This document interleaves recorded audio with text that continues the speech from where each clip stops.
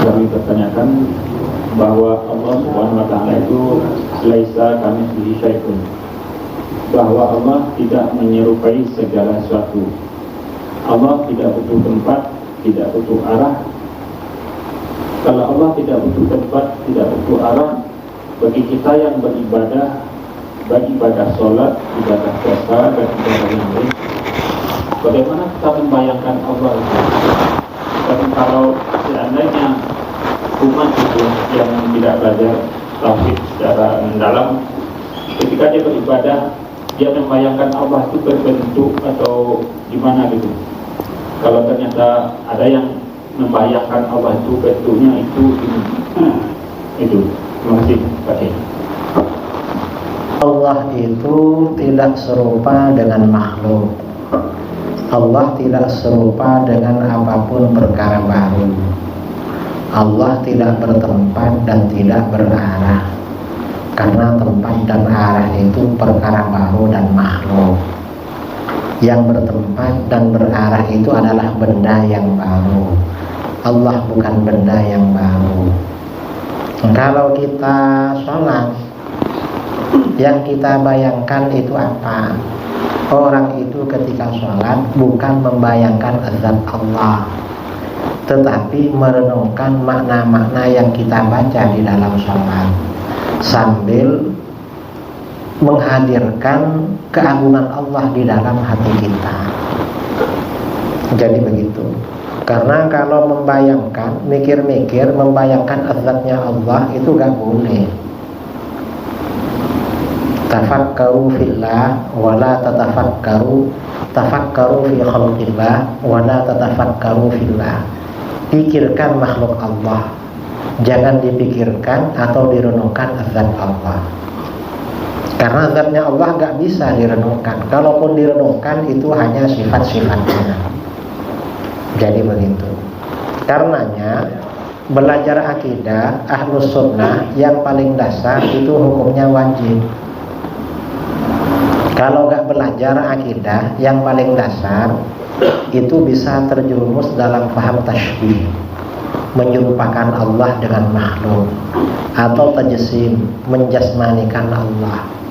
Kalau gak belajar, makanya ulama kita dulu, akidah Ahlus Sunnah ini diajarkan dengan berbagai cara. Sampai-sampai ya di surau-surau, di musholla, sebelum sholat dulu yang dibaca wujud kidam baqa mukhalafatu lil hawadisi qiyamuhu binafsihi. Itu kan yang dibaca. Jadi sebelum sholat dibaca, nanti di acara-acara pengajian ulama-ulama dulu menjelaskan maknanya. Dan orang-orang tua dulu itu paham yang seperti ini.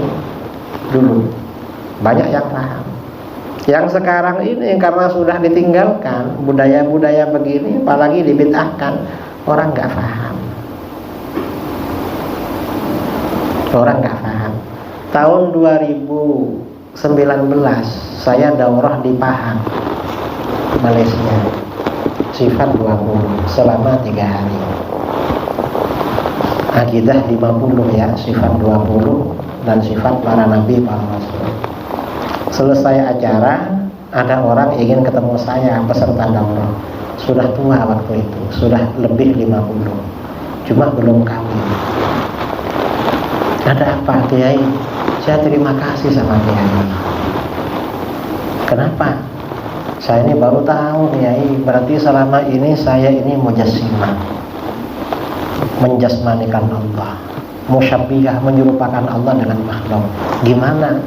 Saya ini dulu punya bayangan Allah itu kan maha melihat dimanapun kita berada dalam penglihatan Allah. Saya pikir matanya Allah itu banyak dan ada di mana-mana, macam CCTV. Kalau orang awam itu yang gak belajar akidah, akidah ini dipikir sendiri. Dan nggak boleh begitu, karena akidah ini ada aturannya di dalam Al-Quran, ada dasar-dasarnya di dalam Al-Quran dan hadis. Karenanya wajib mengajarkan akidah. Makanya kalau punya anak ya sekolah atau mondok, lihat-lihat pondoknya pondok mana. Harus pondok pesantren Ahlus Sunnah wal Jamaah. Karena kalau akidahnya salah itu fatal, rusak kalau akidahnya salah. Itu pertanyaan pertama. Pertanyaan kedua.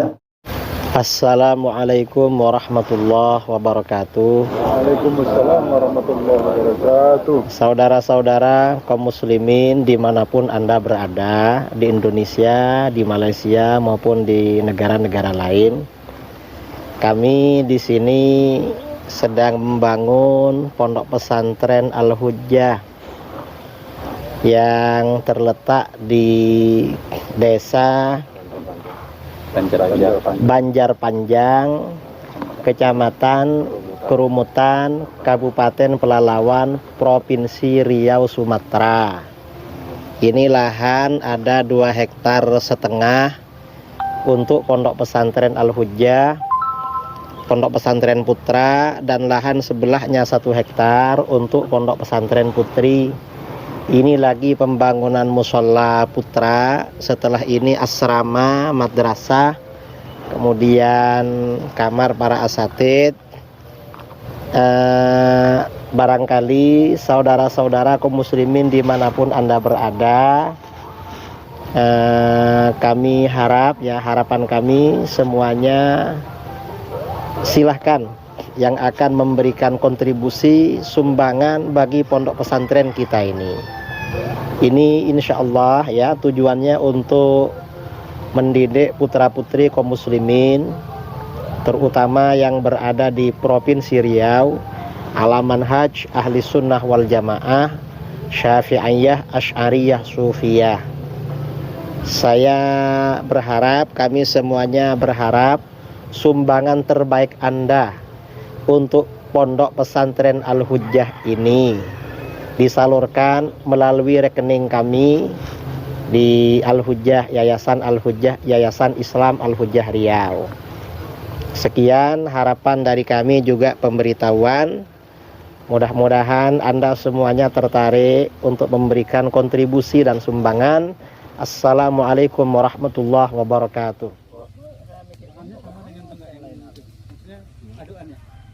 Sama dengan ini. Sama semua kalau sama. Maksudnya sekali jalan gitu? Iya. Istilahnya keras tadi itu bisa untuk ganti saung dia makan, duduk gitu. Kalau plan ke depan Pak Yai, tiap bangunan ada saungnya Pak Yai. Tiap bangunan itu kan tinggi, hampir berapa meter jarak kemarin tinggi kok. Karena kan gedungnya lantai 3 tuh Pak. Kalau jaraknya nggak tinggi, nggak lebar, nanti kayak